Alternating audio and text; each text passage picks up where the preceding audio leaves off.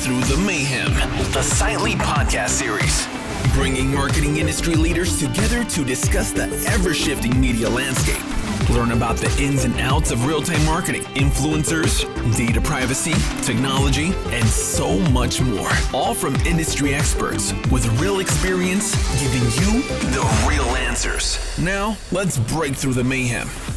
Welcome. Hi, Michele. Welcome to Breaking Through the Mayhem. Hi, Marissa. Thank you so much for having me. I'm pumped to be here. Awesome. We're happy to have you. So we have with us today Michele Donati, EVP Chief of the Horizon Futures team. And we're really excited to chat, dig into all things media, culture, all the things that both of our companies are really passionate about. I thought to just kick things off before we officially get into the hard-hitting questions.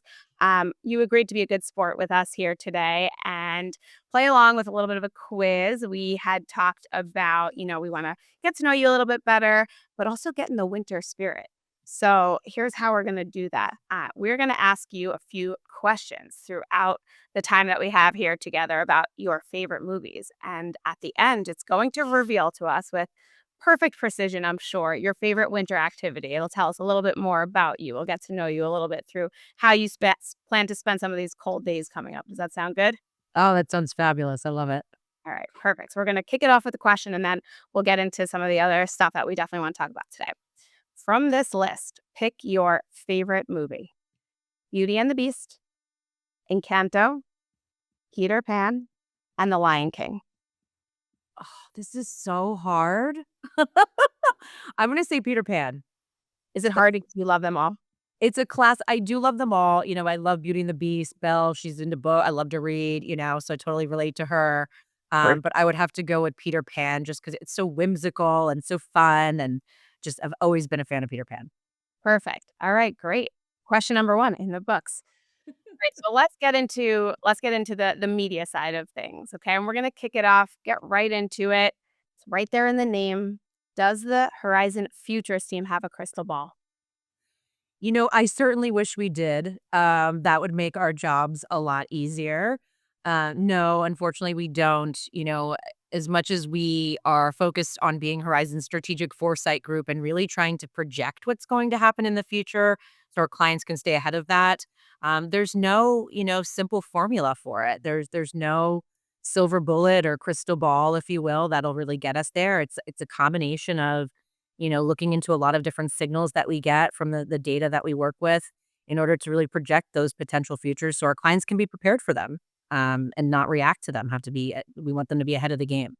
So that's really how we make it happen. Love it. Okay, great. Well, with that as the backdrop, maybe you can tell us a little bit more about your role and the role of the Futures team at Horizon. Absolutely. So I lead up Horizon Futures. As we touched upon before, we're definitely focused on the future. That's the future of consumers, the future of brands, tech, media, what's happening from a macro perspective. Within the team, we have 3 different pillars. So we have our consumer and culture focus, and they are really focused on consumer sentiment. They do social listening. They're tracking macro trends. They track over 65 different subcultures. We'll talk about that a little bit more later. And we work with Sightly a lot, actually, in order to monitor a lot of those trends and subcultures. Then we have our feature of channel, and they are very focused on the intersection between consumers and technology. So how are they adopting technology, and how is that changing the way they consume media? How does it change the way that advertisers really need to reach them and connect with them? What does that mean for the media landscape? And how do we really, again, get ahead of that for our clients in the future? And then the last pillar is our multicultural group, and they're very focused on diverse audiences and what are the best ways to connect with them in a meaningful way. They're also really focused on making sure that all of our clients bring a really inclusive lens to the marketing that we do in order to, to reach their consumers and connect with them in a really strong and impactful way. So those are the 3 pillars, and we all work together. I was going to say, okay, great, because I was going to ask, how often is that research done independently of each other versus the insights across those coming together for some type of, more co-collaborative output? It's a collab. It is one big collab. Of course, each of the teams has kind of their own focus and objectives, but there's so much overlap. I mean, you think about culture, you think about consumer, you think about multicultural, channel tech, it's all related, which is why it's all in one group. Quite honestly, but they each have kind of their own specialty and expertise. But, our multicultural team recently led a point of view on Bad Bunny and how he's going to be performing at the Super Bowl, and then but there's a larger macro cultural impact of that as well. So our cultural team was part of that. So everything's really a collaboration across all three teams, which makes for a lot of fun. Very exciting. Yeah, that's great. I think obviously our companies have a shared passion when it comes to all things culture, media, and what it means for how brands want to engage with audiences and subcultures, like you mentioned. But I do think it's interesting and really shows the value that Horizon is putting on those types of outputs and insights by having that dedicated resource across the board. It sounds like some of your work is client based, some of it's more just general thought leadership. Is that a fair way of looking at it? Absolutely. So, I mean, our purpose is really to elevate the work that the agency does for our clients. We want to make sure that they're bringing the best solutions and the latest data and insights to the work that they do for them, so they make smarter media investments that are really going to move the needle and drive business outcomes. So there are things that we do that benefit the entire portfolio. Things that as an agency, as a leader in the space, we really need to be ahead of in order to be kind of leading the charge and pushing our clients forward, and making sure that they're not stagnant. That they're really getting ahead of where the culture is going. But we also do work specifically for, our brands as well. So we do primary research, we do social listening, we do, brand evaluations, culture. We help them map, their brands to different subcultures, which ones does it make sense for them really to engage with based on their core brand values. So it's a variety of different things, both a mix of client direct and then, of course, enterprise wide work. Yep, great. Okay, with that, we're going to get into movie number 2 Oh, okay. from this list: Cinderella, Lady and the Tramp, Robin Hood, and Tangled. Ooh, this is good. You got some classics in there, some That's parts right. of the newer of the Something Disney for Channing. everybody. I'm gonna say Tangled. It's a good one. That's Okay, that's a really good one. that was too easy, so we're going to do one more. Okay. Aladdin, Dumbo, 101 Dalmatians, and The Jungle Book. Oh man, I love the Jungle Cruise when I go to Disney. I am such a sucker for that, so I really do like the Jungle Book. But Aladdin was amazing on Broadway. Let's go with Aladdin. Aladdin. All right, final choice. Yes. We're locking it in. Love it. Yes. Okay, awesome. All right, so getting back into some of the work that your team is doing, definitely a commonality we're hearing throughout that collaboration is the importance of getting to meaningful insights that become actionable in some way, right? That could take a lot of different form as far as how brands and even your agency team members can learn from it and take some type of action based on it. So, how over time has your process, your tools, maybe the skill sets needed changed or evolved in order to get you to that insight? And how have you seen speed to insight potentially be impacted? I mean, we've always operated, with a process, right? We have a guiding kind of overarching process that's very analogous to what our clients as marketers follow as well. So, starting from understanding kind of the broader landscape, what's happening with competitive, what's happening culturally, to identifying, what are the right audiences and what are the right, objectives that and communication goals that we need to have, to designing the strategic, plans to best reach those consumers, to investing in a really smart and efficient and impactful way, to optimizing and making sure that we're always learning. There's this continuous improvement in how our brands are connecting with their consumers, right? So we've always had this overarching process. However, I would say the past few years have been so exciting, especially as someone from from an insights background, because the tools that we have at our disposal with, the widespread adoption of large language models and AI being embedded into our entire workflow has been, I don't want to say revolutionary. I might be overselling it. Let's just say it's been a big evolution. I would say probably the biggest that I've seen in my career. And it's so much more like you said, the speed to insight is really there. It's not that humans are being replaced. It just is really augmenting the human intelligence layer that we've always had.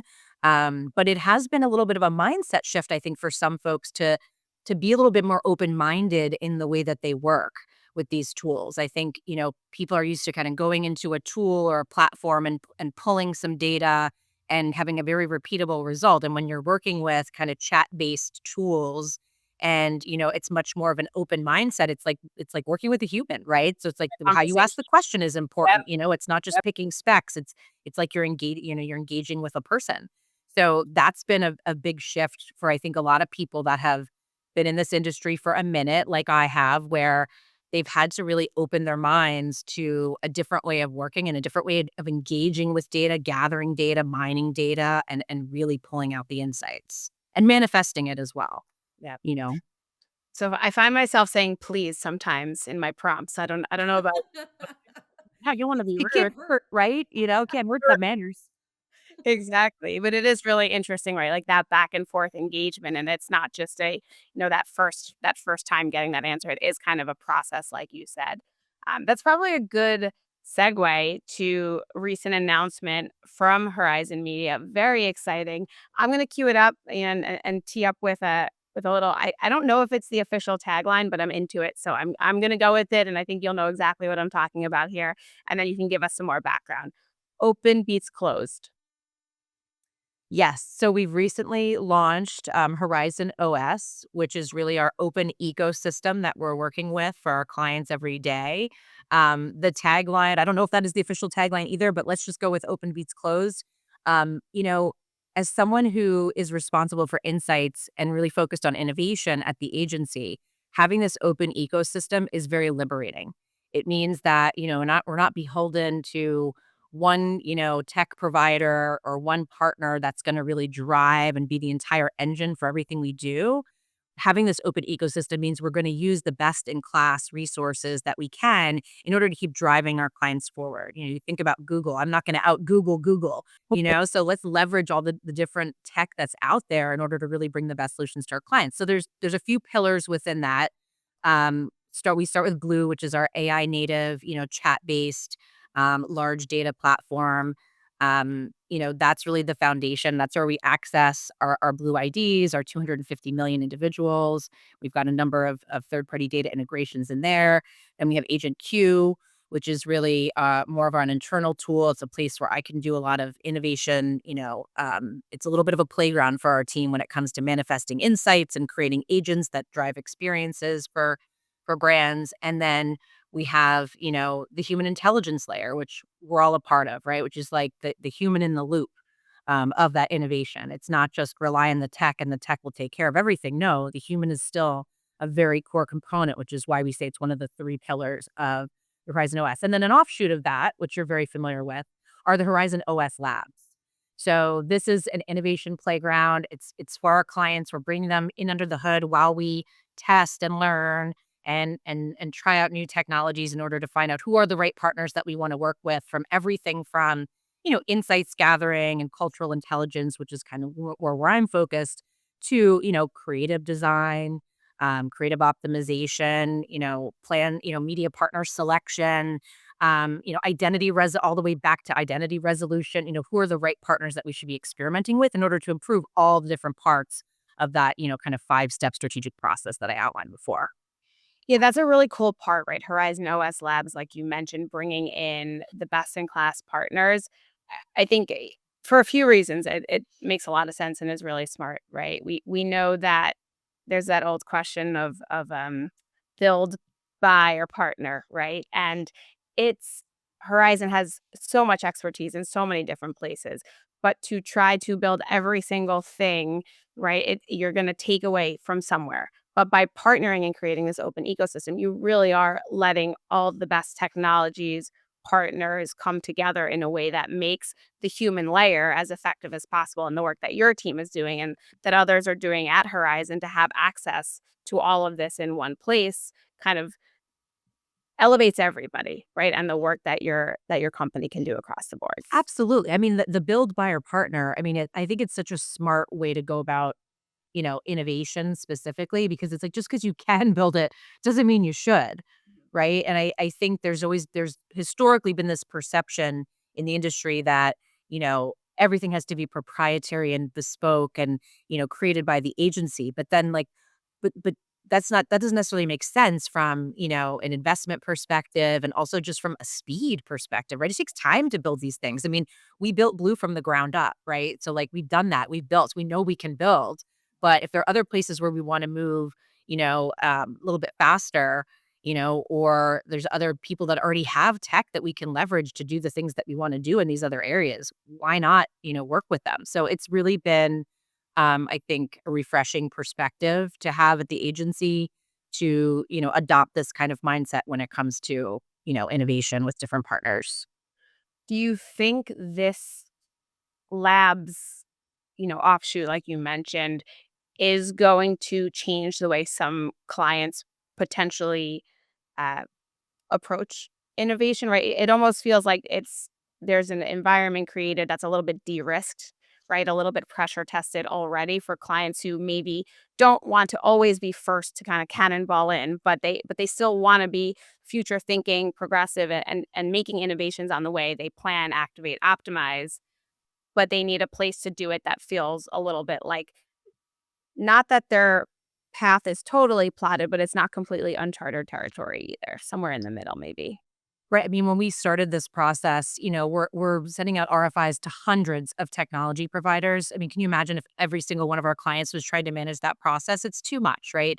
And every client has different appetites for risk and for experimentation and innovation. So you're absolutely right. The labs brings together a curated list of folks that we've already done a lot of the diligence in terms of, going through the RFI, understanding the core offering, making sure that, everything that the tech provider's offering is privacy compliant.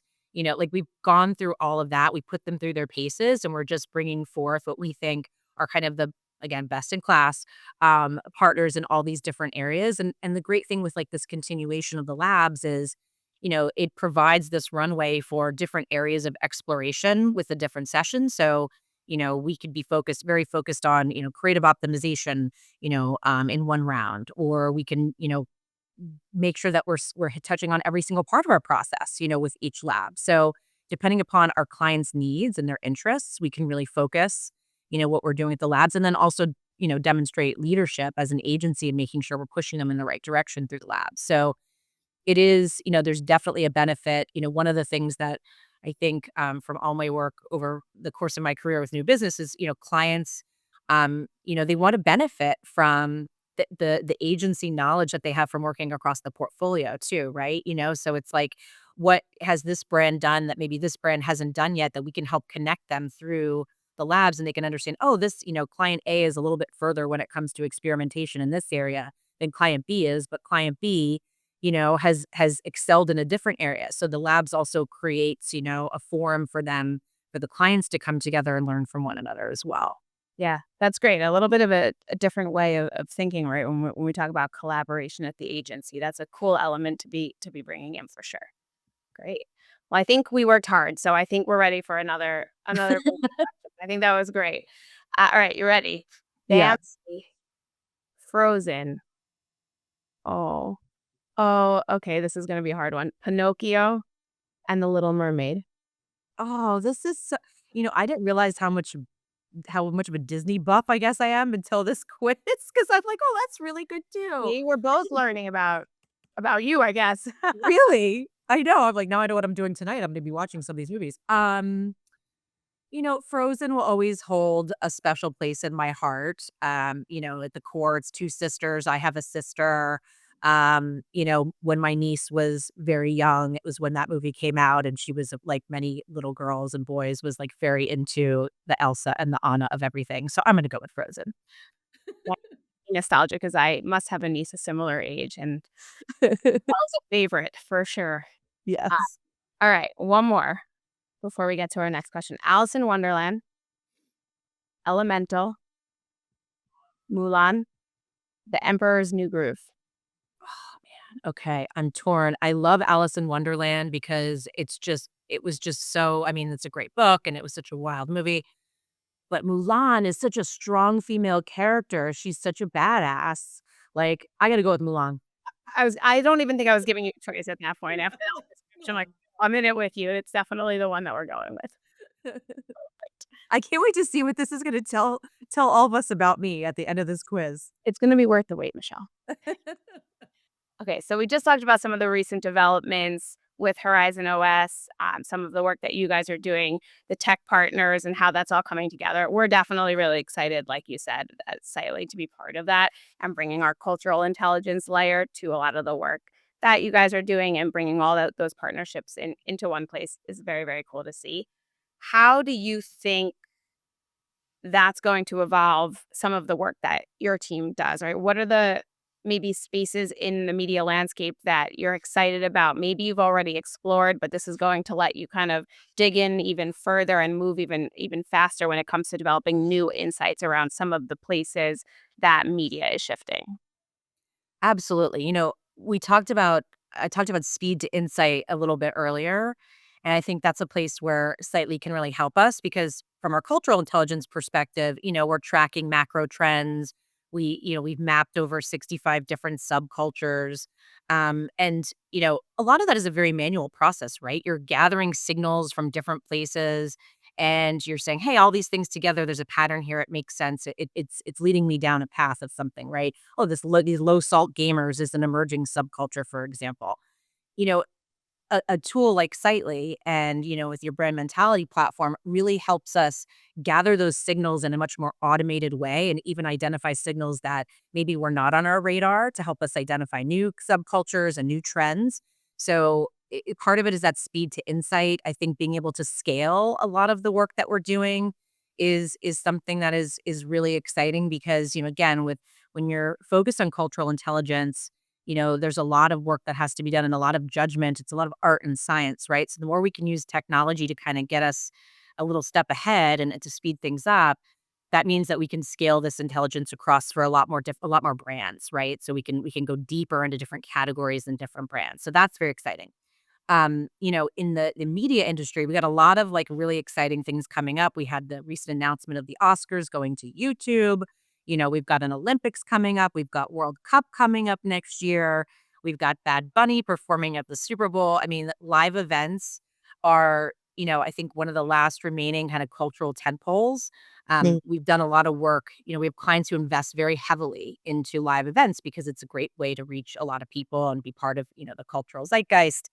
And what we found is that there are layers of a live event. So there's the actual broadcast, the actual concert, the actual sporting event. And that's really kind of the real-time hype. So it's people who are engaging with the event in the moment and they're amplifying that across all different, platforms. Then you've got really the social reverb. So, in the days after the event, right? And some of the real time hype is the buildup too. I mean, Olympics is a great example of that, right? Where people are getting pumped, they're getting excited. I can't wait to see what Leslie Jones is going to do next year. So there's the real time hype, then you have the social reverb, and that's, how does this live event kind of have a second life, if you will, online, how people are engaging with the content days afterwards. I think about like Bad Bunny's residency in Puerto Rico and the concert that was streamed and people were chattering about that online during, the event. And then they were also talking about it afterwards. And then there's the cultural afterglow. So that's really when, all of that social chatter kind of grows into something more, something a little bit more indelible, when things start to get memed, right? They become part of like the cultural language and the cultural cachet. The work that we've done around live events is really exciting. And it's something that, I think as advertisers and brands are looking in ways to connect with people in real time, these layers provide even more opportunities for brands to really connect. We know that there's only so many opportunities for people to be in the Super Bowl or to sponsor, the Jingle Ball or, certain concerts and sporting events. But because we found that there's these layers that people are engaging with, it just provides more opportunity for brands to really capitalize on the excitement. So that's one of the very exciting things that is on our radar for the next several months, given everything that's coming up. Yeah, there is a lot to your point. live events and the many layers, right? There's so many different ways of looking at it. And then through the brand's perspective becomes a really key piece too, which for us is really important, right? There's culture and then there's understanding how brands look at culture authentically and in a way that makes sense. Because what I love about what you said is there's tent poles, right? The way we know and love them historically, but that's no longer that concrete start and end time. There is the lead up. There's the aftermath of it and what that all means and how people are engaging. And that's the unpredictable part, right? Some of those cultural moments around the event is where some real opportunity can open up for brands if they're ready for it. Now, what does ready mean, right? You can't have a playbook for it the way you can for sponsoring, a big sporting event, but having a framework for decisioning, right? That if something happens and there's an opportunity that authentically aligns with your brand, how do you move quickly and take advantage of it? You need to be nimble in order to move quickly because, to your point, speed, it's important when it comes to insights because it's also important when it comes to alignment and doing it in a way that feels relevant and correct to consumers versus just hopping on a bandwagon and doing it a little too late Mhm. or in a way that doesn't make sense. So when brands can be ready to move quickly and have that framework in place, they're ready to be nimble and really capitalize on some of those opportunities that you couldn't have seen coming, right? Some of that afterglow and the reverb that you couldn't necessarily predict on a flow chart or, on a No. media plan, right? That doesn't come through there.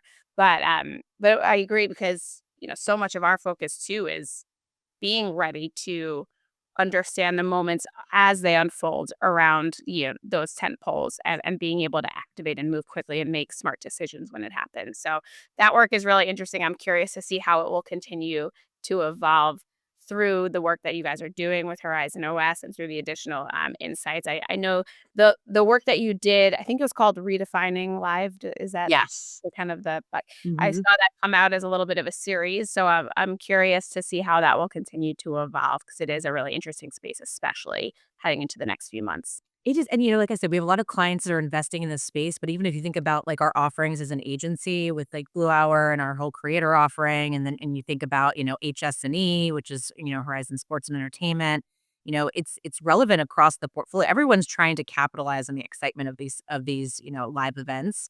So I believe it is a space that we will continue to probe into and produce more content there. Perfect. Okay, we're up to a movie.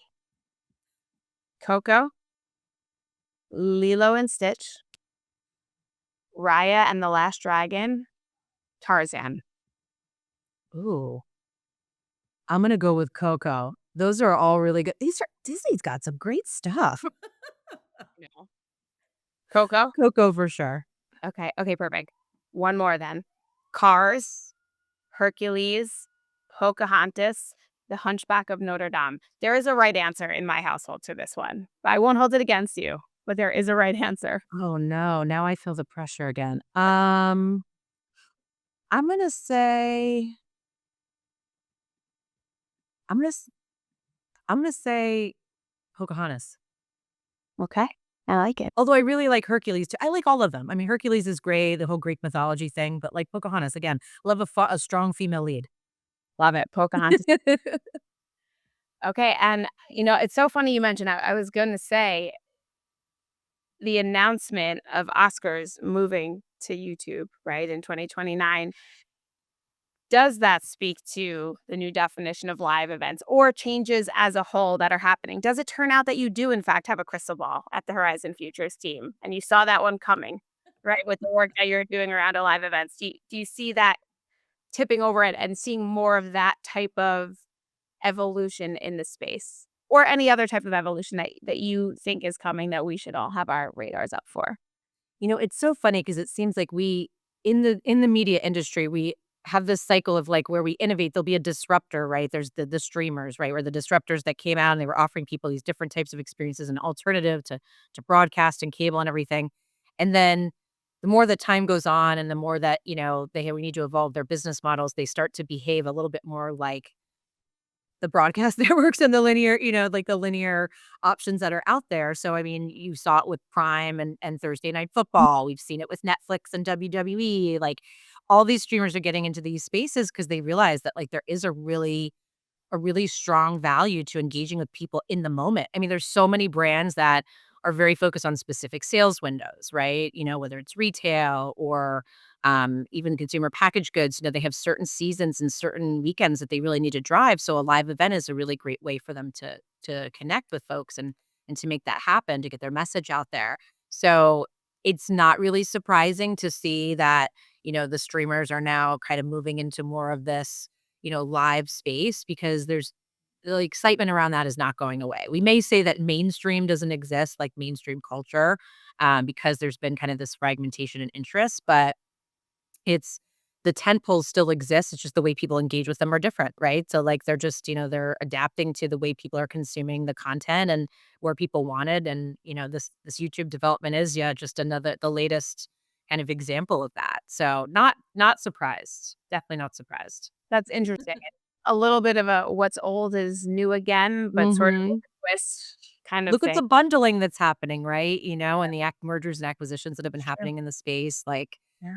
it's it's not surprising for someone who's been in the industry for a couple of decades. Yep, makes sense. Cool. Okay, last movie and then the big reveal. Brother Bear, Fantasia, Moana, The Princess and the Frog. Oh, I like those all. I mean, I'm Fantasia. impressed with your breadth of knowledge here.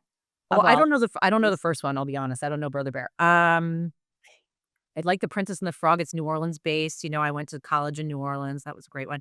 But I'm gonna go with Moana. It's a big one in this house. So I'm gonna go with Moana. It's a great one. Perfect. Okay. Well, while we tally up the results and do the big reveal, why don't you tell us a little bit more about where and when people can find the research coming out of your team? Oh, well, there's a lot of great places to engage with us. So we've got a Horizon Futures page within horizonmedia.com. So it's futures.horizonmedia.com. And then we also have a Substack that you can subscribe to, which is we put out content weekly there. And then we also have Futures Fridays on LinkedIn as part of the Horizon Media presence on LinkedIn. So in the new year, every Friday there'll be a post from us, and that's a great place to find kind of the latest and greatest content that we've produced as a company and as a group. Awesome. Thank you. That's great. Okay, here we go. Your favorite winter activity with perfect precision is ice skating. That's actually not bad. You know what? That's not too off. I mean, I do like to ski, and ice skating is a close second. So that's That not bad. actually makes a lot of sense for the explanation, which is that you love the mix of elegance and exhilaration, even if it means a few dramatic slips along the way. I would say that's accurate based on my skiing and ice skating skills, even though I try every winter. Yes, I would say that's pretty on point. Perfect. Well, thank you for being a good sport with our quiz. It was fun to hear more about your team, learn a little bit more about you, and congrats again on the announcement around Horizon OS. We're really excited to see where that partnership takes us and where Horizon can do some amazing work across the board with the partners that you're working with and what it means for clients. Me too. Thank you so much for having me. It's been a pleasure. One of the most interesting podcasts I've ever had to do. So That's what we're thank you going for keeping it so fun. Thank you. Hey, I'm Chris, one of the producers for Slightly's Breaking Through the Mayhem podcast. We want to thank you so much for subscribing to the show. If you'd like to learn more about the guests we had on today, we included additional information about them in the show notes. Finally, if you'd like to be on the podcast, or if you know someone who'd make a great fit, you can fill out the form at sightly.com/podcast. Catch you on the next episode.